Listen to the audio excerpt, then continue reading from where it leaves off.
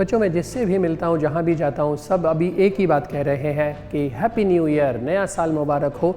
निश्चित रूप से नया साल मुबारक हो आपको भी, मुझे भी, सभी को, क्योंकि हम भारतीय हैं बच्चों। तो भारतीय हैं इसलिए हम सभी संस्कृतियों का, सभ्यताओं का स्वागत करते हैं, उनमें खुशी भी मनाते हैं।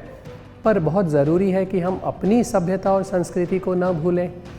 तो इसीलिए बच्चों, नया साल मनाएं, खुश भी हों, पर याद रखें, राष्ट्र कवि रामधारी सिंह दिनकर जी ने एक कविता लिखी है जो मैं बता रहा हूँ आपको। वो कहते हैं, ये नववर्ष हमें स्वीकार नहीं है, अपना ये त्यौहार नहीं है, अपनी ये तो रीत नहीं है, अपना ये व्यवहार नहीं। ये नववर्ष हमें स्वीकार नहीं। धरा ठिठुरती है सर्दी से, आकाश में कोहरा गहरा है। बच्चों, ये पोयम उन्होंने जब लिखी होगी तब से ज़्यादा अब के लिए ये बात लाजमी है, क्योंकि अब तो रोज़ अखबार में आ रहा है प्रदूषण इतना है कि पूरा कोहरा छाया हुआ है। तो धरा ठिठुरती है सर्दी से, आकाश में कोहरा गहरा है, बाग बाजारों की सरहद पर सर्द हवा का पहरा है। सुना है प्रकृति का आंगन, कुछ रंग नहीं उमंग नहीं, हर कोई है घर में दुबका हुआ, नववर्ष का ये कोई ढंग नहीं। वास्तव में अभी सर्दी इतनी है कि सब घर में ही दुबके पड़े हैं भाई, न बाहर निकलने का मन करता है, न अच्छा लगता है। तो कवि ने बताया कि ये चीज़ें अभी अगर हमारे भारतवर्ष में है, ये मौसम है, ये स्थिति है, तो फिर क्या नववर्ष होना चाहिए ये। और फिर आगे ये भी बताया है कि कब होना चाहिए। तो सुनिए, चंद मास अभी इंतज़ार करो, निज मन में तनिक विचार करो, नए साल नया कुछ हो तो सही, क्यों नकल में सारी अक्ल बही।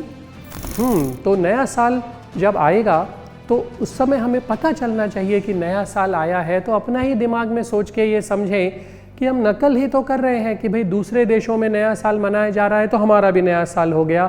तो कवि ने कहा, क्यों नकल में सारी अक्ल बही, उल्लास मंद है जनमन का, आई है अभी बाहर नहीं, ये नववर्ष हमें स्वीकार नहीं है, अपना ये त्यौहार नहीं। अब आगे ये भी कवि बता रहे हैं, मतलब इतनी शानदार चीज़ें इन्होंने इस कविता में लिख दी कि पहले तो समझा दिया कि क्यों नहीं होना चाहिए नववर्ष, और अब ये भी समझा रहे हैं कि कब होना चाहिए, कैसे हम समझ पाएंगे कि नववर्ष आ रहा है। ये धुंध कुहासा छटने दो, रातों का राज्य सिमटने दो, प्रकृति का रूप निखरने दो, फागुन का रंग बिखरने दो।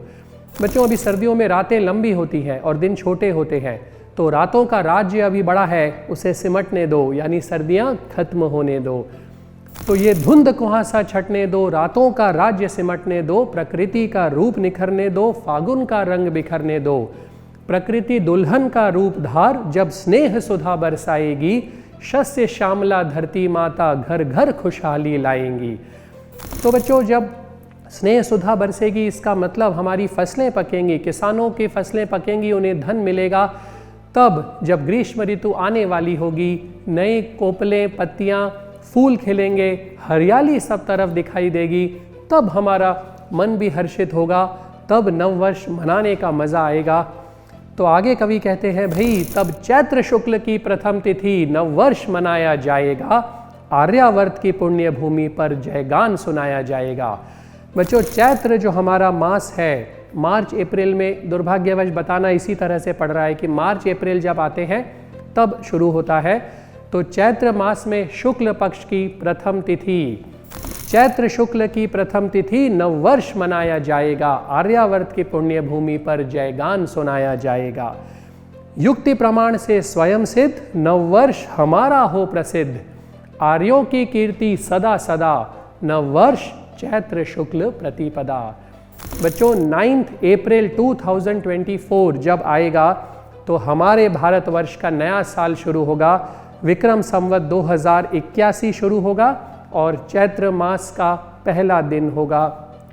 तो वही है नववर्ष चैत्र शुक्ल प्रतिपदा। अनमोल विरासत के धनिकों को चाहिए कोई उधार नहीं। कौन है अनमोल विरासत के धनिक? हम, हमारा गौरवमयी इतिहास, अनमोल विरासत हमारे पास है। तो अनमोल विरासत के धनिकों को चाहिए कोई उधार नहीं, ये नववर्ष हमें स्वीकार नहीं है, अपना ये त्यौहार नहीं है, अपनी ये तो रीत नहीं है, अपना ये व्यवहार नहीं, ये नववर्ष हमें स्वीकार नहीं।